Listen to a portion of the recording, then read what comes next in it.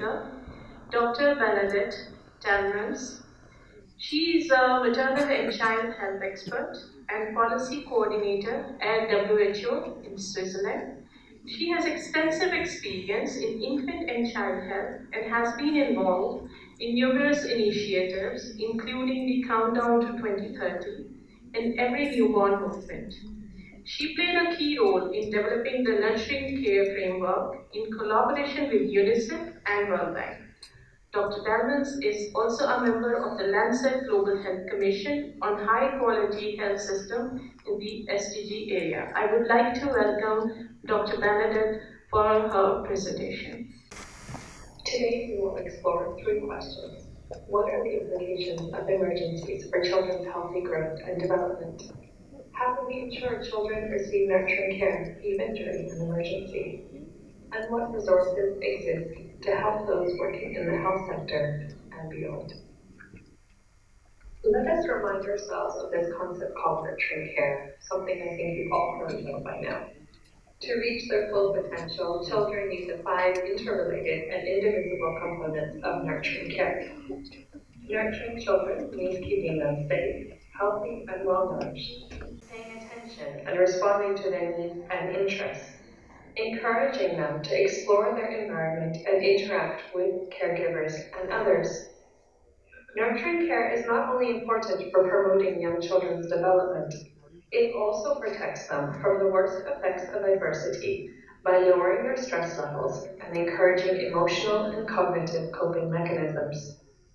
During emergencies, it is vital that we support parents, intimate family members, and caregivers to care for themselves and continue providing nurturing care for their young children. While all children in resource-poor settings can face immense obstacles to achieving their development potential, young children in humanitarian settings are especially vulnerable to physical, developmental, mental, and emotional threats.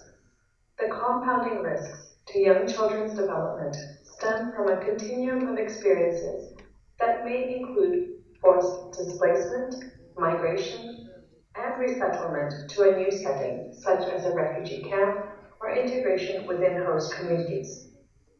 These experiences are likely to result in mothers, fathers, infants, and young children having limited access to preventative and curative health services, high risk for malnutrition, elevated levels of insecurity, violence and stress, and other potential effects arising from socioeconomic adversity or extreme poverty.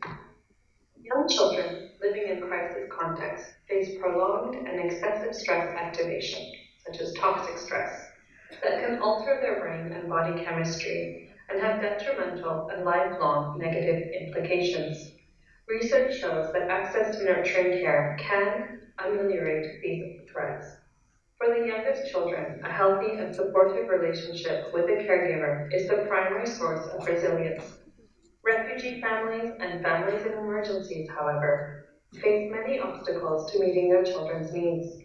When caregivers are coping with loss, insecurity, depression, and adversity, their ability to positively engage with their children becomes hindered. This results in an equity gap that begins in early childhood and widens into adulthood. What we seek to ensure during an emergency is that the protective factors are in place and that caregivers are able to continue providing care for their young children. But how can we ensure children receive nurturing care even during an emergency? This brief, entitled Nurturing Care for Children Living in Humanitarian Settings, highlights actions countries must take to strengthen nurturing care and minimize the impact that emergencies have on the lives of young children and their families. It calls upon all relevant stakeholders to invest in evidence-based policies and interventions that have been shown to build resilience and mitigate the harmful effects of emergencies. Here are a few examples of the actions described in the brief. The actions are categorized into remember, strengthen, and add. Remember because there are actions that we are already doing that contribute to children's development, and they must continue. But we must also take a critical look at what we are doing and understand where the gaps are and fill those gaps. Very often we are focusing on life-saving interventions, but we are not looking at the protective factors or at the types of interventions that would actually support children's development. So we need to conduct rapid response assessments to understand the needs of pregnant women, young children, and their caregivers. And we need to update existing policies and plans to ensure they give continued attention and financing to all 5 components of nurturing care. We also need to think about what needs to be added. There are many individuals that are working directly with caregivers and their children.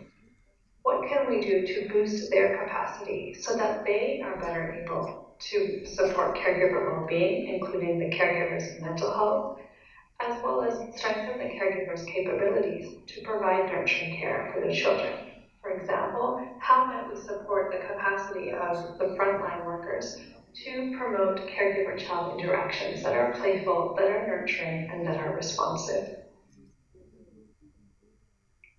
This brief from Moving Minds Alliance outlines 7 actions that need to be taken not only to respond to an emergency, but also to prepare for an emergency. It includes actions such as increasing funding, strengthening coordination mechanisms for the planning and delivery of services, and leveraging existing platforms that already reach infants, toddlers, caregivers, and pregnant women. It stresses the importance of mental health and psychosocial support for caregivers, because we all know that if the caregivers are in poor mental health, they will be less able to care for their young child. Let's turn our attention now to the available resources developed in the Eastern Mediterranean region to support and protect the development of newborns, children, and adolescents in humanitarian settings. The World Health Organization has an implementation framework for improving the health and development of newborns, children, and adolescents in the Eastern Mediterranean region. The framework has 3 strategic areas, of which the second one, the one on the right, specifically focuses on humanitarian emergencies. There are several actions identified under this strategic area. They include, among others, ensuring proper representation of newborn, child, and adolescent health in the emergency coordination mechanisms. Obtaining and reviewing data on newborn, child, and adolescent health and using these data to prioritize actions. Including specific newborn, child, and adolescent health indicators when measuring the effect of the emergency response, and strengthening the capacity of national authorities and local communities to manage newborn, child, and adolescent health in emergencies. In follow-up to this implementation framework, there are 2 guides which I will speak of next. One focuses on newborns, and the other focuses on children and adolescents. This field guide for newborn health complements guidance provided by the 2018 Interagency Field Manual on Sexual and Reproductive Health in Humanitarian Settings, IAFM, for building sexual and reproductive health, including maternal and newborn health, along a comprehensive care continuum. The guide focuses on the unique challenges surrounding the 28-day neonatal period following birth, and it seeks to reduce neonatal morbidity and mortality in humanitarian crisis situations by providing recommendations on critical life-saving activities that can be introduced relatively quickly without specialist training in advanced newborn care. The guide provides guidance to program managers on how to initiate newborn health services during an acute phase, as well as how to enhance and expand these services over time as the setting allows. The operational guide for child and adolescent health serves as a companion to existing guides on newborn and sexual and reproductive health in humanitarian emergencies.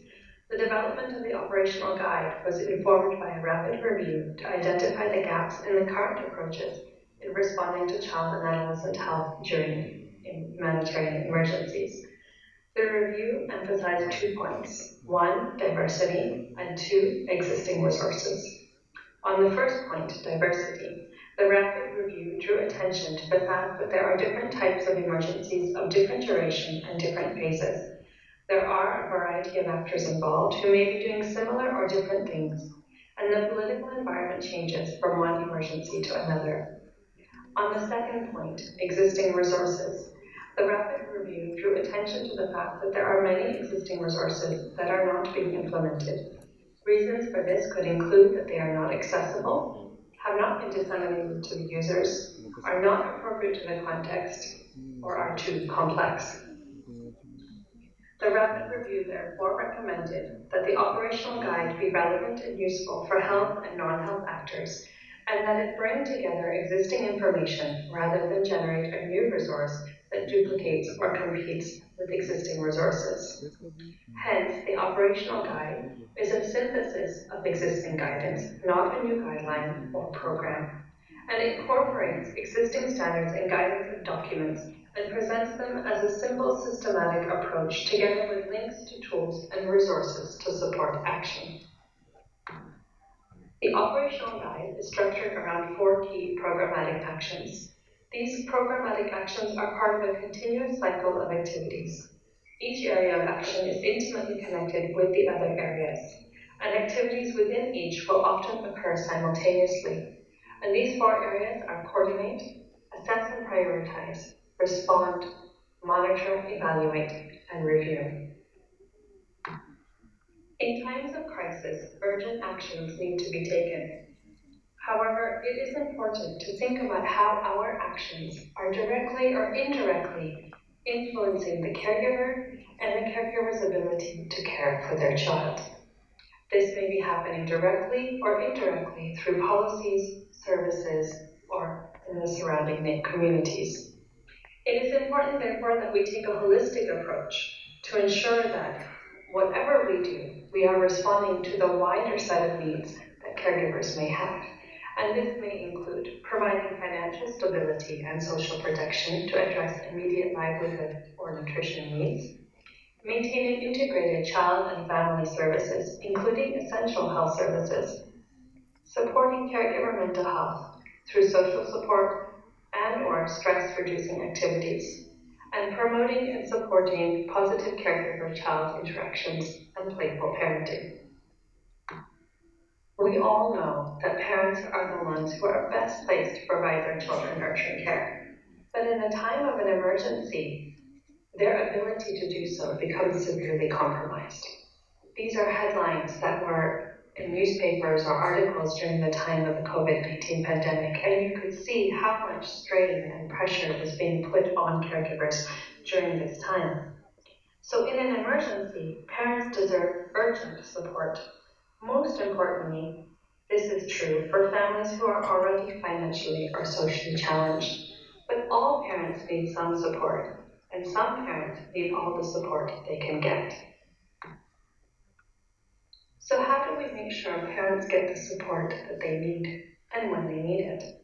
We recommend 3 levels of support to parents according to different levels of need as shown in the pyramid.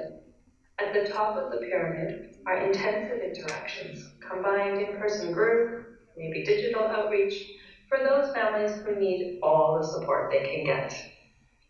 The next level down is targeted support for families at risk of developing bigger problems, which can involve family and group-based sessions, such as home visits or community groups, and digital outreach, perhaps Zoom, phones, apps, chat groups.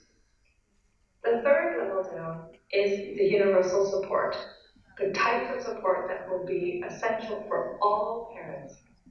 And it would be done through the integration of parenting interventions into routine services, such as health, nutrition, childcare, social welfare, and through multimedia, population-based dissemination channels such as radio and TV newspapers. Remember, we want to make sure that parents are supported. And some parents will need some kind of support, other parents will need different kinds of support. When we do our rapid assessments, this is when we can understand what kinds of support is needed and how best to offer that support. I'll close by just showing briefly here 4 resources that may be of use to you as you go forward.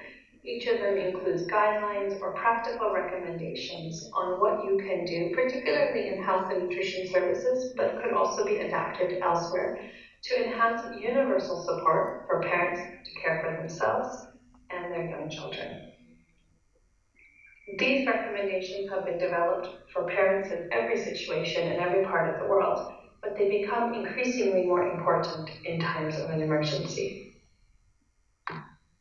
For more information, we encourage you to look at the Nurturing Care website, and we thank you for your time and encourage you to continue creating the enabling conditions for caregivers to receive the support they need so children can receive nurturing care, even during an emergency.